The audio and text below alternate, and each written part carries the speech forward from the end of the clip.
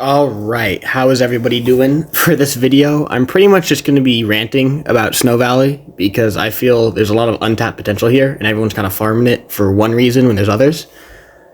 So yeah, the reason why I'm talking about this is because I came from before Ice Caverns and played a lot during kind of the Ice Caverns drought when that was all there was to do. And back in those days, I remember trying to do Ice Caverns on a sub 100 defense account with King's Mace, right?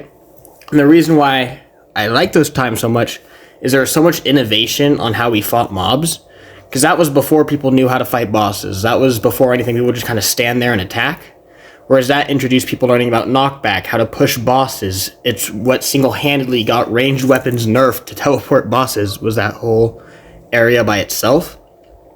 And so when I first came back and saw Snow Valley, I thought similar things were going to happen because it is just as hard, if not harder, than Ice Caverns was at that time. But I'm noticing people only do Snow Valley now if they have 4 people at 160 defense and they're able to kill Santa. Which, yes, Santa drops a lot of loot, but there are way more reasons to do Snow Valley. I mean, every single fairy has a chance to drop a Vulcan. Vulcan ore and Erbium ore spawn super often, so you can get Vulcan really fast, which you can then use to buy Dark Hearts, Nightmare ore, Hell Bars, Erbium, all that stuff. And yet, whenever I'm playing this solo, I get people that join, they see I'm solo, and then they leave. And I ask them, like, why do you leave? And they're like, well, we're not going to kill Santa with the 2 of us. But there's way more reasons to do this than just to kill Santa. Again, the Vulcan you can gain here is super fast. I mean, you can see in the background, it's me and one other person who's sub 151 defense, and we're able to do Snow Valley and kill mobs for Vulcan. And look at him, using magic and improvising to give us more knockback to survive. Now, it's not the fastest thing in the world. Obviously, with 4 pro players, you're going to be able to do things faster and better than by yourself or with 2 players. But it shows that you're able to do this without having to be someone with super high defense. Because by abusing knockback, you can kill these things and get Vulcan. Especially if you're a new player. If you get a group of 4 players and one of them has a King's Mace, you can knock the enemies back and use this to farm Vulcan that you can then trade for Erbium and massively increase your progress. Right? And so I feel like people are not seeing the value in this area because the loot is so plentiful even without Santa. Now, I'm not going to sit here and say Santa's not a great boss. I mean, he drops so much as far as gear, fucking loot. I mean, Nightmare ore. By itself, you can get so much by just farming Santas. But again, that's not the only reason to do this place. Even when I have groups of 4, we'll kill Santa on floor 1, and then everyone's like, alright, let's wipe and do it again. And I'm sitting here like there's at least 50 fairies left, probably like 4 Vulcan spawns.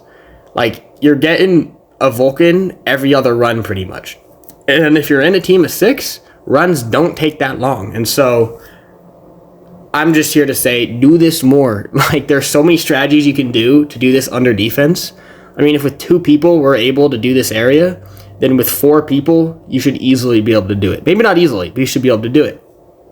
And I'm just kind of letting the gameplay in the back play out, because you can see, I mean, we don't even have high damage, right? Usually, at least when I do this, people are always like, you need to have 250 plus DPS, 160 defense. And I'm sitting here like, no, you maybe need 1 player with 160 defense, but as long as you have 1 okay player or just enough knockback, you can do this area relatively fine.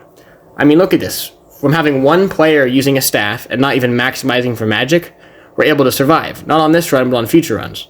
So if you have 1 person on a mage build, just knocking everyone back, the other 3 players can focus solely on knocking enemies back. You can do the entire area, excluding bosses, and get a bunch of Vulcan and Erbium out of it. So, pretty much the key takeaway of this video is don't just do this area for Santa, man. There's so much Vulcan to be gained here. As someone who desperately needs it right now, I would love to see more people running this. It's a lot of fun, and honestly, I'm kind of tired of Nightmare Valley. People have been running that for so long, man. And steamrolling it, which, I mean, I understand why. Nightmare Valley has, like, the best loot drops out of anything because of Dark Hearts. But, oh, it's so boring. It's so boring, man. Like, it's fun when you're playing and chatting with people, but doing it by yourself is like take a break, man. Try some Snow Valley, try some Forbidden City even, and then maybe go back to Forbidden City. But yeah, that's kind of it. I just want to talk about how people are only doing this for Santa when there are way more reasons to do this, and how people aren't really improvising anymore. They kind of found their strategies and just stick to them now. You're not really trying anything new. So I please ask you to try this. Bring a staff with you and someone with mana rings, and try to do it by just knocking the mobs back. It's a lot of fun, even if you don't get loot out of it.